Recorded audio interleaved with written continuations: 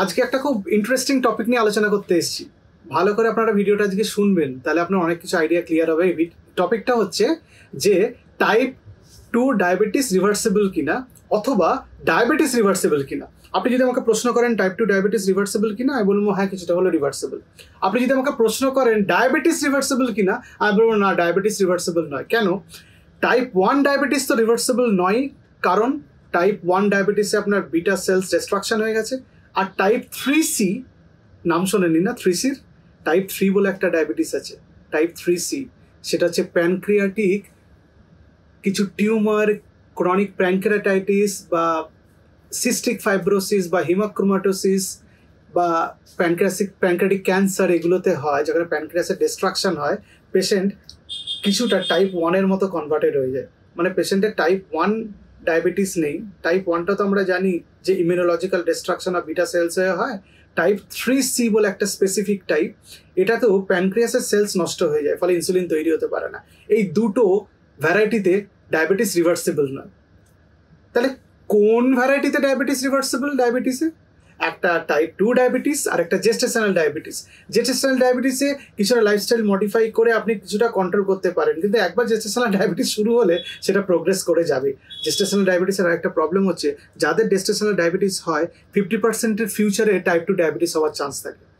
সুতরাং ডায়াবেটিস যদি রিভার্সিবল কিনা জানতে চান, তাহলে বলবো না। আর যদি বলেন টাইপ 2 ডায়াবেটিস রিভার্সিবল কিনা, বলবো হ্যাঁ কিছুটা হলে রিভার্সিবল। সেটা ডিপেন্ড করছে অনেকগুলো ফ্যাক্টরে। একটা হচ্ছে আপনার লেভেল অফ ডায়াবেটিসের উপর, আপনার শরীরের গঠনের উপর, আপনার খাদ্যাভ্যাসের উপর, আপনার ফিজিক্যাল অ্যাক্টিভিটির উপর। এই 4টে জিনিসের উপর ডিপেন্ড করছে। কি করে বুঝবো রিভার্সিবল হলো বা রিভার্স করে গেল? তার কোনো প্যারামিটার আছে? মনে করুন আপনি ডায়াবেটিস হলো, ওষুধ খেলেন, ওষুধ শুরু করলেন, ডাক্তারবাবুর কাছে গেলেন, ডায়েট ফলো করলেন, এক্সারসাইজ করলেন, আপনার ডায়াবেটিসটা কমলো এবং HbA1c লেস দেন 6.5 হলো। এবার আপনি ভাবলেন ডায়াবেটিস রিভার্স হয়ে গেছে এবং আপনি ওষুধ বন্ধ করলেন। যদি ওষুধ বন্ধ করা অবস্থাতে 3 মাস পর পর আপনার HbA1c লেস দেন 6.5, 3 মাস আপনাকে ওষুধ বন্ধ করতে হবে এবং 3 মাস HbA1c যদি লেস দেন 6.5 থাকে, তাহলে আপনি ভাববেন আপনার ডায়াবেটিস রিভার্সড হয়ে গেছে। অত্যন্ত খুশি হয়ে যাবেন না। তার কারণ হচ্ছে আপনি একটু যদি লাইফস্টাইল খারাপ করেন, বাইরের খাবার দাবার শুরু করেন এবং অ্যাক্টিভিটি কমিয়ে দেন, ঘুম কমিয়ে দিলেন, স্ট্রেসফুল লাইফস্টাইল আপনি অ্যাডপ্ট করলেন, পার্টি করছেন, অ্যালকোহলিক বেভারেজ খাচ্ছেন, স্মোক করছেন, আবার ফিরে আসবে ডায়াবেটিস। সুতরাং ডায়াবেটিস যখন রিভার্সড হয়ে গেল, তারপরে আপনাকে স্ট্রিক্টলি মেনটেন করতে হবে এবং আপনার ডাক্তারের কাছে আপনাকে যেতে হবে। আপনার ডায়াবেটিস রিভার্স করে গেল, তার সত্ত্বেও আপনাকে ডাক্তারের কাছে যেতে হবে, কারণ আপনার খুব সম্ভাবনা আছে আবার ডায়াবেটিস ফিরে আসার জন্য।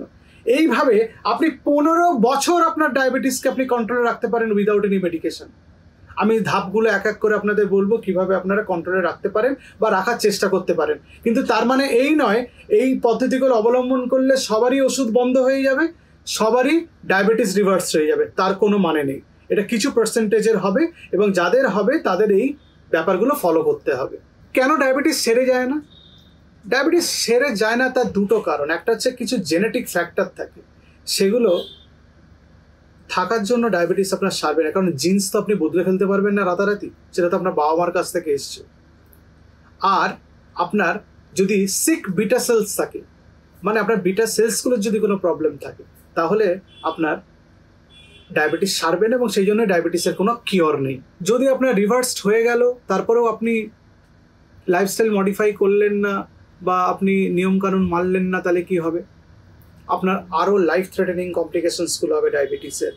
রেটিনাল প্রবলেম, হার্ট প্রবলেম, কিডনির প্রবলেম, নার্ভের প্রবলেম, যে বড় বড় প্রবলেম, লিভারের problem, fatty liver, non alcoholic steatohepatitis Nash যেটাকে বলি, বা non alcoholic fatty liver disease, সেগুলো হতে পারে। সুতরাং লাইফস্টাইল আপনাকে মেনটেন করতে হবে টু অ্যাচিভ রিভার্সাল। কি করে আমি রিভার্সাল অ্যাচিভ করতে পারি? তাহলে প্রথমে তো আপনি ওষুধ বা ইনসুলিন যা ইউজ করে কিছুটা সুগার কমালেন, তারপর আপনি প্রপার ডায়েট ফলো করবেন। এই রিভার্সালের ডায়েটটা না আপনাকে একজন ডাক্তারবাবুর থেকে একজন ডায়েটিশিয়ান ভালো গাইড করতে পারবেন, যিনি সার্টিফাইড ডায়েটিশিয়ান, মানে প্রপারলি পড়াশোনা করা যিনি ডায়েটিশিয়ান, তিনি আপনাকে এই ব্যাপারে গাইড করতে পারবেন। রেগুলার এক্সারসাইজ করা। এক্সারসাইজটা কিন্তু ডায়াবেটিক পেশেন্টদের যে এক্সারসাইজ করার গাইডলাইন আমি দিয়েছি আগের আমার ভিডিওতে, সেটাই আপনাকে ফলো করতে হবে। এখানে কোনো কম বা ডিসকাউন্টেড এক্সারসাইজ হলে চলবে না, একদম প্রপারলি ডায়াবেটিক পেশেন্টদের মতোই আপনাকে এক্সারসাইজ করতে হবে। অ্যাডিকশান থেকে দূরে থাকতে হবে, প্রপারলি ঘুমোতে হবে, এই মেথডগুলো আপনাকে ফলো করতে হবে।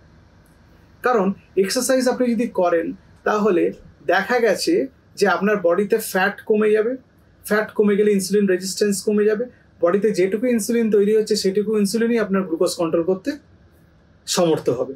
সুতরাং আপনাকে এক্সারসাইজ করতে হবে। এই এক্সারসাইজ এবং লাইফস্টাইল মডিফাই করে দেখা গেছে 15 বছর অবধি আপনি রিভার্সাল মেনটেন করতে পারেন এবং ওষুধ আপনার নাও লাগতে পারে। দেখা গেছে যে 5% যদি আপনার টোটাল বডি ওয়েট কমে, মানে আপনার ফ্যাট যদি লস হয়, তাহলে আপনার বেটার গ্লাইসেমিক কন্ট্রোল হবে, মানে আপনার সুগার বেটার কন্ট্রোলড হবে, আপনার কমপ্লিকেশন অনেক লেস হয়ে যাবে। আর 3 নম্বর, আপনার ডায়াবেটিসের ওষুধ অনেক কমে যাবে।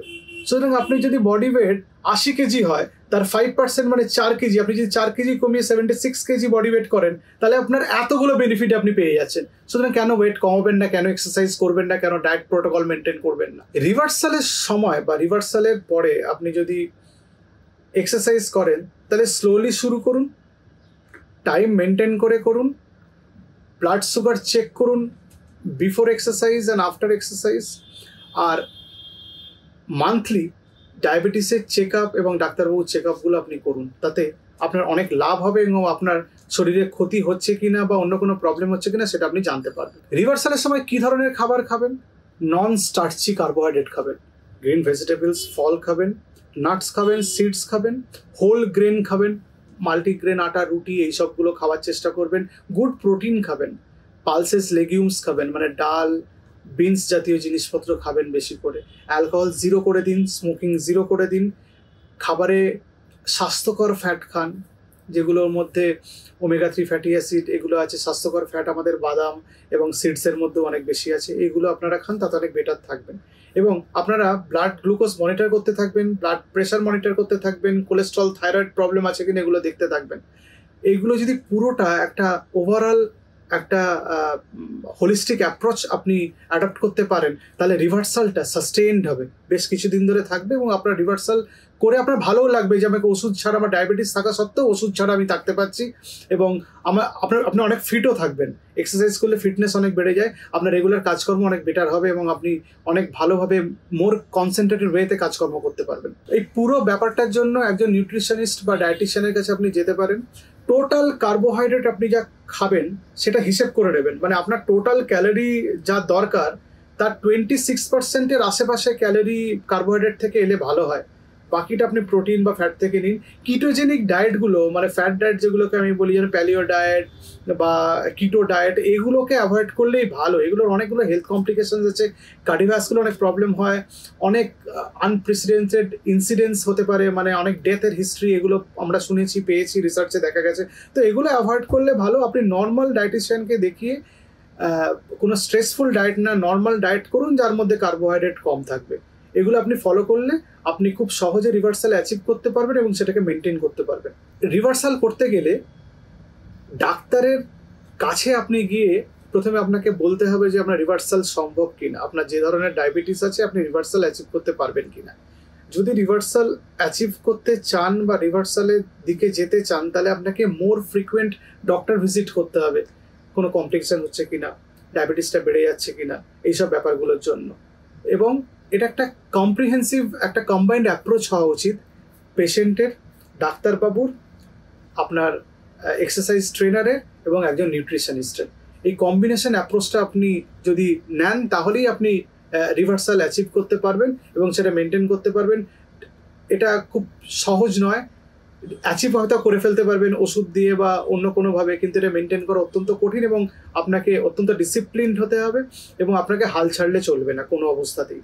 শেষে আবার বলি, টাইপ 1 ডায়াবেটিসে রিভার্সাল পসিবল না, কারণ সেখানে ইনসুলিন তৈরিই হচ্ছে না, আপনাকে বাইরে থেকে ইনসুলিন ইনজেকশন নিতেই হবে। আর টাইপ 3C-তে আপনার যেহেতু ইনসুলিন কম তৈরি হচ্ছে, এখানেও রিভার্সাল পসিবল না। রিভার্সাল কিছুটা পসিবল টাইপ 2 ডায়াবেটিসে আর জেস্টেশনাল ডায়াবেটিসে, কিন্তু জেস্টেশনাল ডায়াবেটিসে আপনি রিভার্সাল করতে যাবেন না প্রেগনেন্সিতে। যদি ডায়াবেটিস হয় বা জেস্টেশনাল ডায়াবেটিস হয়, যদি সুগার বাড়ে, সেটাকে কন্ট্রোল করা উচিত। না হলে প্রেগনেন্সি কমপ্লিকেটেড হয়, প্রিএক্লিয়ামশিয়া হয়, প্রেগনেন্সি ইনডিউসড হাইপারটেনশন হয়, বাচ্চার ক্ষতি হয়, বাচ্চার অনেক রকম প্রবলেম হয়। সেটা জেস্টেশনাল ডায়াবেটিসের যে ভিডিও আমি বানাবো সেগুলো আমি বলে দেবো। সুতরাং এই পুরো একটা ওভারঅল অ্যাপ্রোচ দিলাম আপনার রিভার্সাল, ডায়াবেটিস রিভার্সাল হয় কিনা, কিভাবে ডায়াবেটিস রিভার্সাল আপনি অ্যাচিভ করবেন, এই পুরো ব্যাপারটা নিয়ে আবার আসবো অন্য কোনো ভিডিও নিয়ে। আপনারা ভালো থাকবেন, নমস্কার।